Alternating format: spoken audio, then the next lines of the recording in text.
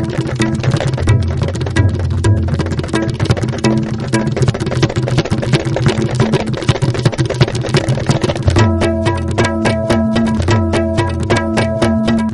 to ISTV English News Bulletin. I'm RK Primrose and let's see the headlines.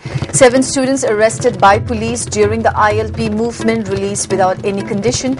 Second round of talks between representatives of JCILPS and government's team headed by Chief Minister O. Ibobi gets underway.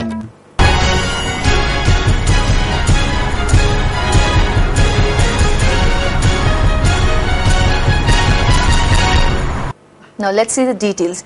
7 students arrested last month by Manipur police in connection with the mass movement for implementation of Inner Line Permit System, spearheaded by the Joint Committee on Inner Line Permit System, have been released about 11 a.m. today with any condition. Meanwhile, the second round of talks between the representatives of JCILPS and the government of Manipur has started around 3 p.m.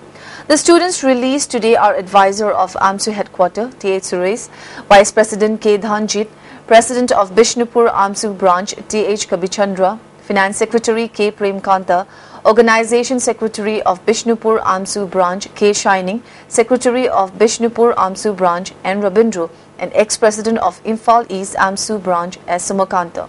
After coming off the Sajiva jail, the 7 students went to the house of late Sapam Robin Hood at Kurai Lairaginbam, Lekai to pay respect to departed soul of the Lamjing Mera and condole the demise of the students. Well, the 7 students released from the judicial custody today were given a warm welcome by the JCILPS at a place at Sagolbam in Imphal West District. Speaking on the occasion, convener in charge of JCILPS, K.H. Ratan, said, now that the government has released the students without any condition, the JCILPS will go for talks with the state government at 3 p.m. today. The talks will be held in the direction the people wish it to be. After the talks, the JCILPS will give the public full details of what were discussed and debated, Ratan said.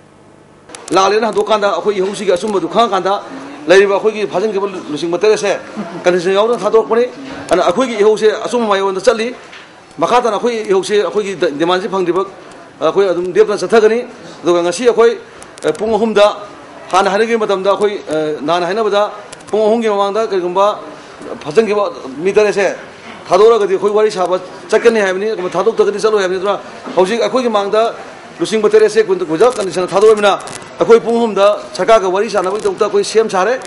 One Shahid Zahur Ali, 20, a resident of Lilong Hauraibi, Sanakhong, has been reportedly missing since July 26. After continuous search and lodging a complaint with the police station concerned, no reports have been received so far about his presence. JSC formed against the missing of Shahid Zahur Ali drew the attention of the Chief Minister into the incident. And on the other hand, many people have started extending financial assistance to Konsam Lamjing Khomba, who has been selected to address the General Assembly of the United Nations to be held in New York from September 18 to 27. It is the first time in the history of Manipur and the Northeast that a small boy from Manipur has been selected to attend and address the General Assembly of the world's largest body. It is worth mentioning here that in yesterday's news bulletin, the ISTV news telecast an exclusive story on Lamjing Khomba's shocking life story, which apparently impressed and touched the hearts of many viewers. Many people inquired about the boy and his family, who expressed willingness to extend financial assistance. Laimayum Anand Sharma, camera person of ISTV network, as well as owner of Harrison Film Production, a resident of Brahmapur, Laji Lakpa, Lekai, and his family members extended a sum of 2,000 rupees to Lamjing Khomba. Subidar of 7th M.R. Chauba also extended 5,000 rupees and expressed his feelings too. A large number of volunteers of Kwakaitil Konjeng Lekai Club and Mera Paipi stormed the residence of the gynecologist doctor of RIMS at Herang Goithong, Aheibam Lekai, as an aftermath of yesterday's incident in which one Tokchom Oipi Rupapati alias Ibemcha had died after delivery at RIMS hospital. Around 11 a.m. today, when the people of Konjeng Lekai stormed the house, people of Herang Goithong, Aheibam Lekai blocked the road, erecting barricades to prevent anyone from using the road. A confrontation occurred between the two localities. However, a team of police led by OC of Singzame police station came and brought the situation under control. Later, 4 volunteers of the 2 clubs were allowed to enter the doctor's residence. However, when they came to know that there was no one in the house, people of the 2 localities held a meeting in the afternoon, then proceeded towards the police station. After sorting out the matter with a solution, the residents of Khonjeng Lekai went back to the locality. Well, the Assam government welcomes the Naga peace accord signed by the central government and the NSCN IM only if its framework exclude areas inhabited by Nagas. In Assam, Chief Minister Tarun Gogoi said on Tuesday, the government of Assam definitely welcomes the Naga peace accord if the framework for any settlement exclude the extended areas of Naga inhabitation in Assam, Gogoi said in a statement. He said it augured well if the Naga peace accord led to the settlement of all vexed issues, thus eventually paving the way for peace, progress and prosperity in Nagaland and the region as a whole. The Centre and the National Socialist Council of Nagaland, Isaac Muiva, signed the accord on August 3. Though the details have not been made available, the central government has said it was only a framework agreement and further discussion would be held before the final accord was signed. And a large number of residents of Yengang Pokpi and Yorubung staged a sit-in demonstration in solidarity with the ILPS movement. Those who participated in the sit-in demonstration shouted various slogans like "Pass a new bill to save the indigenous people of the state," "We condemn the killing of Sobam Robin Hood," etc. The Ramakrishna Mission has organized a free medical camp at Wangu Tampha Lairambi Laibung to help the people of Wangu who are affected by the massive flood recently. 8 doctors and many nurses participated in the free medical camp. Altogether 700 people were diagnosed and provided medicine free of cost.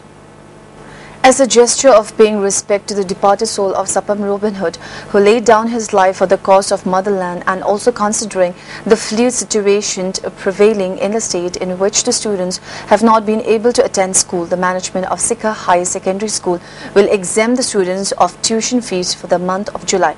This was announced by the chairman of the school, Longjam Ananda Kumar, at a press meet held at the office of MSF. Tuition fees for classes from nursery to 12 will be exempted for the month of July. He also appealed to the van services of the school to charge only half of the monthly fees. Well, the number of people who sustained injuries during the ILP movement has reached 246. This was informed by the medical helpline for ILP movement in a press release today.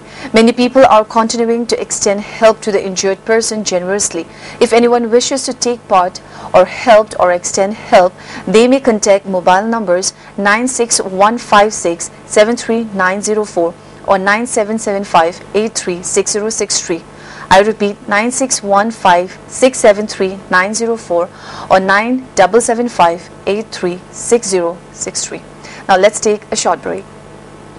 I'm ready. Teloro. Editor car late. Some say music put perfectly straight. Ado kankar kandadi freezy. Relax. Perfectly straight. Aina semi anauba sunsil perfectly straight with straight lock technology maramdi. Some kankraba matung daso align straight oina laina bagidama. Wow. Music so straight oirina. Straight and gorgeous. Sunsilk perfect straight. Lock to you. Rock to you.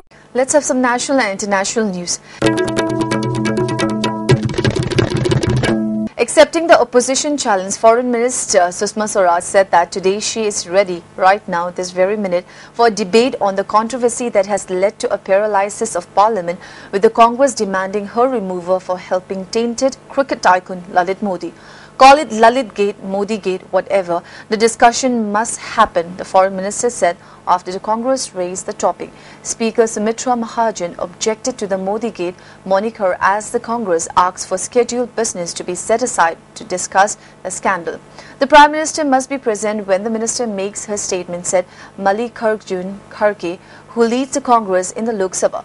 The session of Parliament ends tomorrow, marked completely by unrelenting disruption by the Congress, a strategy endorsed by its top 2 leaders, Sonia and Rahul Gandhi.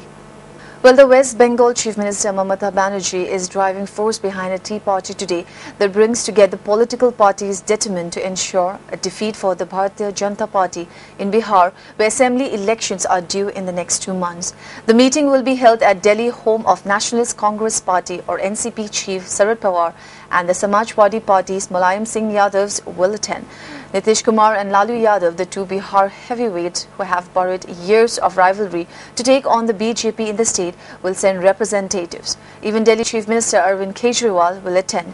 He was persuaded by Ms. Banerjee over dinner this evening, said sources. But the Congress, which is contesting the Bihar election as a partner of Nitish Kumar's Janata Dal United and Lalu's RJD, has not been invited.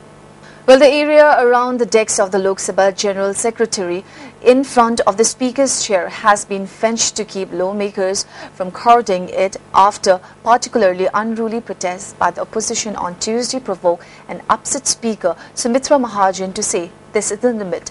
This is probably the first time that a portion of the House has been fenced. The monsoon session has already seen an unprecedented suspension for 5 days of 25 Congress MPs for unruly behavior by the Speaker. The Congress has refused to let the two houses transact regular business, demanding the resignation of 3 top BJP leaders caught in controversies. The monsoon session ends on Thursday. And 32 Tihar officials have been found allegedly involved in smuggling of prohibited items including mobile phones and chargers inside the prison complex during the last 3 years, the Lok Sabha was informed on Wednesday. Disciplinary actions have been initiated in all the cases except 2 where the proceedings have been dropped. In 4 cases, penalty of withholding increment have been imposed on the guilty officials. Minister of State of Home Affairs Haribhai Parathibhai Chaudhary today said in reply to a question by TDP MP CH Malareddy. Well, money doesn't grow on trees, but if you look hard enough, you might just find some floating in the sea. This is exactly what happened at the Gateway of India, where an unexpected windfall of money led to high drama and dared rivalry all through Tuesday as people jumped into the waves to fish out currency notes of rupees 1,000.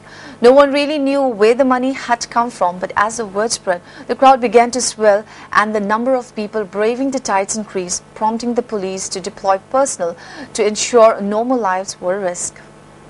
An army team reached the Tirap district in Arunachal Pradesh, the crash site of the Pawan Hans helicopters that went missing on August 4, and tried to recover the bodies of the 3 crew members who were on board on Wednesday.